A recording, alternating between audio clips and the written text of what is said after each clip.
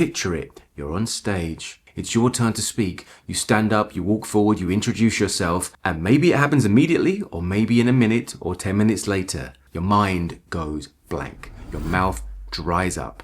Your hands shake. You feel the heat rising within you, and you just want to back off out of there. If you've got to this stage of your speech and you're already up front, it's likely you may not have been as prepared as you should, or at least prepared for this moment. But this moment does come to many people. So I'm going to first offer you a framework of what you can do in this situation. This is crisis point. Being in crisis, what you want to do is have a system that you can implement directly to reset you and get you back on track. What paramedics use when they go to save lives. They have the ABC. Airway, breathing, circulation. Now, you're not dying, hopefully, maybe just metaphorically, but what tends to happen when people go into panic mode is we shut down, we clench up, we become tense. So, in this sense, opening the airway is allowing some more relaxation in your body. Open your mouth, relax your belly, drop your shoulders, unlock your knees, feel looser. Are you able to breathe? Because once you can actually set yourself in a position where you're not holding on to tension, your breath can then drop in. And when your breath's able to drop in, you can focus on the breath and breathing deeply and breathing into your sacrum, to the back, lower back. And remember, when breathing, always breathe out first. Breathe down low and deep there, not into your belly. You don't want to be pushing your belly forward and arching your spine and actually shutting off your intercostal muscles, which help you to breathe also. So breathing down, tucking your tailbone under, and sitting down into that after relaxing everything is going to be your second point. Once you've taken that breath, shake it off, have a little shake. Now, you might be on stage in front of people or in front of other people somewhere else, and it might look strange that you've started to adjust yourself. You can always say, excuse me, I just need a second. Relax your shoulders, relax your belly, unlock your knees. Take that breath, shake it out, collect yourself. This ABC, if you have to move, go for a walk across the stage and back. Get yourself out of this locked position. This is the most important thing. When you do that, you'll start to reawaken what you are there for. Even if you're unprepared, you'll have time to inspire yourself, because breath is inspiration. When you breathe, when you're able to breathe properly, your mind starts to work and focus for you. So, ABC, airway, breathing, circulation, just like the paramedics use. Let's be clear, this isn't a framework that is common knowledge for public speakers, but I just wanted to give you something simple, something that already exists, so you don't have to start remembering, oh, what was it you said? Was it articulate, bend over backwards and circumnavigate the earth? No, it was ABC, airway, breathing, circulation. It's already in place. You can use it to just remind yourself you have to relax and breathe. Don't get stuck in one place. If you find yourself rigid, tense, or holding, that's what you have to let go of, because this will unblock you physically. So that little framework might help if you're already in panic mode. But what are you going to do before you step on stage to stop you getting into panic mode and feeling overcome with anxiety? Because moments before you get on stage and speak are likely some of the most heightened anticipation you're going to have. Sometimes when you get out there, you're rolling and it's fine. Only when you really stumble do you sort of get into more anxiety. But before, the build-up always tends to get people worked up. And so in order to better prepare yourself, I have another framework called TIA, T-I-A. And again, it's very similar. T for tension. You want to get rid of your tension. Shaking out the tension, going for a walk, jumping up and down, relieving it. Your body has built up anxiety, and the only way you're going to get rid of it is by breathing and throwing it away, moving it around. Your body thinks it's already under attack because of these feelings you have. So you need to run some of it off. It's like if a lion jumped out at you, you're usually designed to run at 100 miles very fast, well, as far as you can, to get away from the lion. That's in us. But right now, just before you go on a stage, you're not getting in, you're not going to the lion's den. You're just going to speak to some people. So you're not really in any danger. You're not going for a run. So by giving yourself something physical to do will help you relieve that tension. Swing your arms. There's plenty of stuff on this channel that can help you warm up before you speak. I'd suggest you go through it. Here's a good video, and it's very quick as well. It gives you something physical and works on the breath, so you're preset before speaking. The I in TIA, the next thing to remember, is intention. Remember what you are there for. What is your theme? What is your message? What is the outcome you want your audience to walk away with? Is it a feeling? Is it a thought? Is it some information? What is it? Just reconnect with that, because you only need one point to focus on. If you can remember that, you can go on to the next thing, which is A for action. That is the delivery method. Okay, so you've taken care of your own physical being, your tension.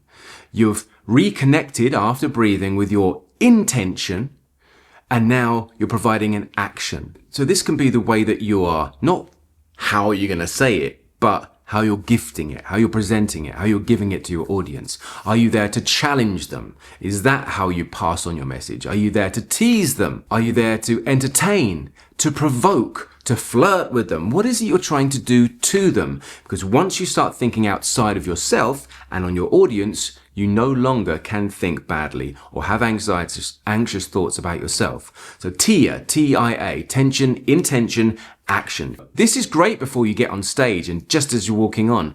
But what can you do to better prepare yourself before even that step? Here's where comes the most powerful framework that I use and that I use throughout my courses, especially the public speaking mastery. And this essentially is the 3 Ps which cover the 7 Ps, which means the physiological, the psychological and the performative aspects of public speaking cover the 7 Ps, which is proper planning and preparation prevents piss poor performance. If you can make sure that you're prepared with the 3 Ps, the physiological, the psychological and the performative, you will be fine. When you get to the stage, it'll be easy to connect with your TIA, and when you get out there, you won't need your ABCs. So going further back, what you do when you're getting your pitch, presentation, speech or whatever ready. First P, physiological. Again, I'm talking about relieving tension. Again, I'm talking about connecting with your breath, doing warm-ups, articulation workouts. At the end of this video, I'll share a really good rounded warm-up with you that you can use, and it won't take long. You can do this daily to help you find that consistency in a routine so you can always be ready to speak. By keeping check of anything in your speech you might stumble over, by practicing it, by working on your articulation, your diction, your bodily relaxation and being able to breathe and stand firm without tension in your body, you have made your instrument, your body, a fine-tuned machine for speaking. Because your body is a physical instrument and it is the thing that shares your message. And if it is not ready, not warm, you cannot perform. Top tip, a lot of the anxiety that people think they have psychologically comes from their physical tension. So take care of this and you've already reduced a lot of the anxiety you might feel when getting on stage. The second P is psychological. Let's just say that you are naturally predisposed to having anxiety, like myself, and you need more than just the physical elements to calm you down. It's a good idea to do some work, not just before you go to speak, not just as preparation, but in general, on yourself. If you're someone who knows you have this about you, what's worked for me has been recognizing and journaling and writing down how I feel in certain situations. Because when you do that, you can learn about yourself. It's a good way of stepping aside. Maybe you don't want to write this down. Maybe you want to say this into your phone and forget about it and come back to it some months later.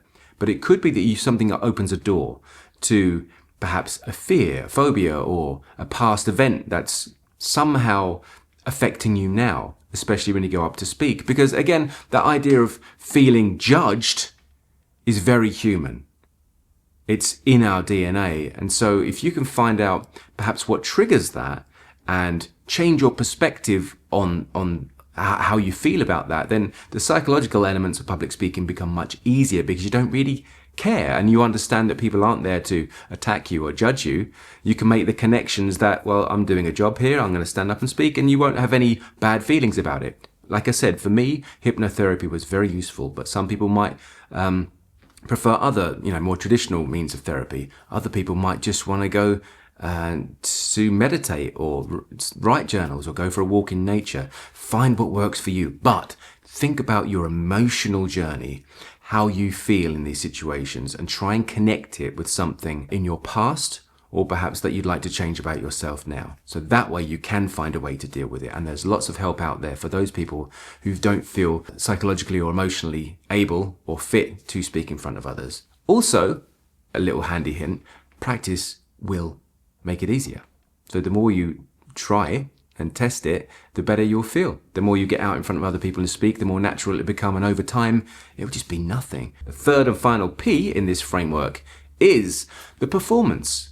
I believe that if you have your physiological aspects, your body is relaxed, well aligned, and warm, and ready, and articulate, and that your psychological, emotional world is calm and present and connected, I believe that the performance it speaks for itself. But there are technical aspects of writing, learning your speech or presentation, a keynote, or at least having a structure for that, which I'll go through in another video, especially when it comes to things like rhetoric and knowing how to put the building blocks and the bones of a speech. It could be very useful. But also there's the stagecraft. Where are you speaking? Is it a big auditorium or a small room? Will you use a microphone? If so, is it one that, sticks onto your face? Is it a handheld microphone, or is it a lavalier tucked in here? Are you in a large auditorium? Is there hundreds, thousands, or just few people? These all affect how technically you approach each speech. Knowing the environment you're going to be speaking. Do you know if the system that's showing your keynote is working? Have you tried it? Have you tested it? Have you walked on stage? Are your shoes too slippery? Will you fall over the stairs as you get on there? Knowing your environment, this is all part of the performance.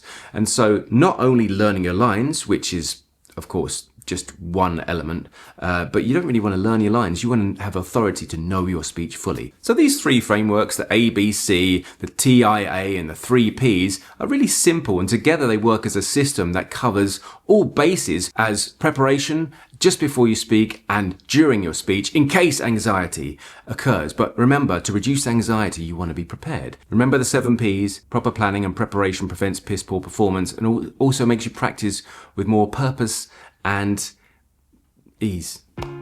Thank you. That's it for today. I'm Darren McStay. This is Improve Your Voice, and until the next time, look after your voice. I have so many tales to tell, and up till now I've been telling them real badly, so I